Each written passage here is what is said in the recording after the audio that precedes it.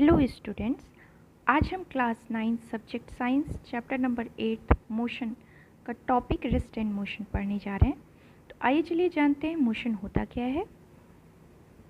Motion is a change in position of an object with time with respect to its surrounding.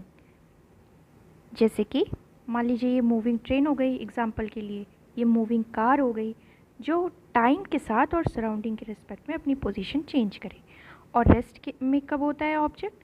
जब वो अपनी position time के साथ और सराउंडिंग के रिस्पेक्ट में चेंज नहीं करता है, तब रेस्ट में कहलाता है। जैसे कि ये ट्री, ये बुक टेबल पे रखी हुई। अब मान लीजिए अगर यही बुक इस मूविंग कार में रखी हो, तो जो पर्सन इसमें होगा उस पर्सन के रिस्पेक्ट में ये बुक रेस्ट में कहलाएगी। लेकिन अगर मान लीजिए कोई पर्सन इस कार से बाहर है, जो बाहर खड़ा है मान लीजिए, और पर्सन सी है, उसके रिस्पेक्ट में ये बुक मोशन में कहलाएगी। ये बुक कब, ये कंडीशन क्या है, ये बुक कार के अंदर रखी हो, तब के केस में सी के लिए ये बुक मोशन में होगा, लेकिन इस कार के अंदर जो पर्सन बैठा होगा उसके लिए ये बुक रेस्ट में होगा। एक और एग्जांपल लेके समझते हैं। मान लिए ए और बी पर्सन है जो कार के अंदर बैठे हैं, ठीक है, और सी है जो कार के बाहर है। तो अब ए की बात करते हैं हम। बी के रिस्पेक्ट में ए रेस्ट में होगा क्योंकि ये दोनों ही कार के अंदर हैं। तो ए की बात हम कर रहे हैं, तो बी के रिस्पेक्ट में ए तो रेस्ट में है, लेकिन ए सी के रिस्पेक्ट में मोशन में है, सी जो बाहर खड़ा है।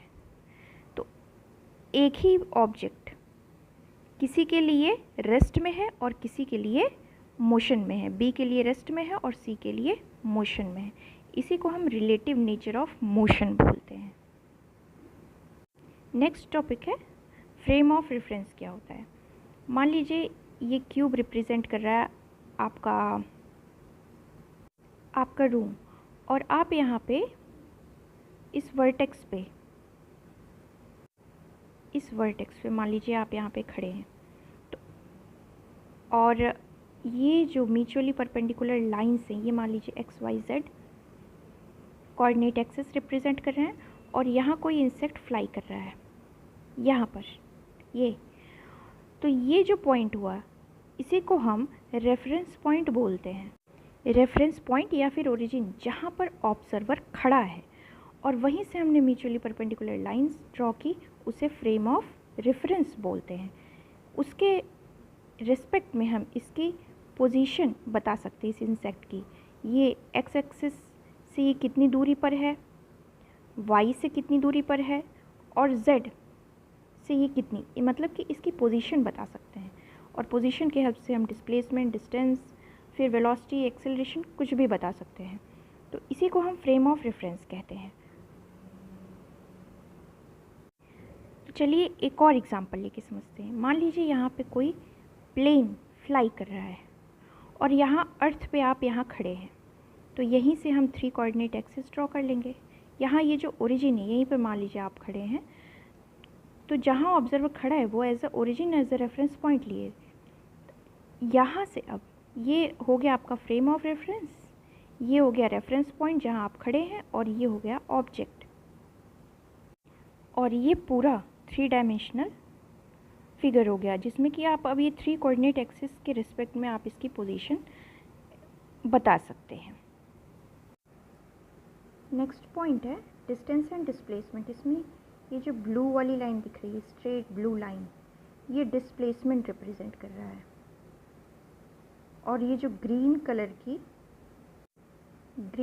की लाइन है ए टू बी, ये आपका डिस्टेंस रिप्रेजेंट कर रहा है। स्पीड क्या है? Speed is the distance travelled per unit time. और अगर ऑब्जेक्ट स्ट्रेट लाइन पाथ में मोशन कर रहा है तो ये तो डिस्टेंस जो है डिस्प्लेसमेंट के बराबर होता है। उस केस में वेलोसिटी क्या हो जाएगी? Displacement travelled per unit time. और यूनिट वेलोसिटी और स्पीड की दोनों सेम होती है, एसआई यूनिट मीटर पर सेकंड होती है। चलिए आइए अब हम टॉपिक को समराइज़ करते हैं। An object can be at rest और in motion depending on the observer. मतलब ये है कि रिलेटिव नेचर की बात हो रही है, रिलेटिव नेचर ऑफ मोशन की बात हो रही है कि मोशन रिलेटिव है। कोई भी ऑब्जेक्ट एक के लिए रेस्ट में हो सकता है, दूसरे के लिए मोशन में हो सकता है। और motion is measured with respect to frame of reference. Last एकदम नीचे लाइन जो है मेजर्ड, ये जो मेजर्ड टर्म यूज़ हुआ है फ्रेम ऑफ रेफरेंस के लिए, मतलब फ्रेम ऑफ रेफरेंस मेजरिंग के लिए यूज़ होता है। क्या मेज़र करने के लिए? डिस्टेंस, डिस्प्लेसमेंट, और उसके बाद आप डिस्टेंस डिस्प्लेसमेंट पता हो तो आप बाकी सब चीज़ें भी पता कर सकते हैं, velocity, acceleration etcetera. Thank you.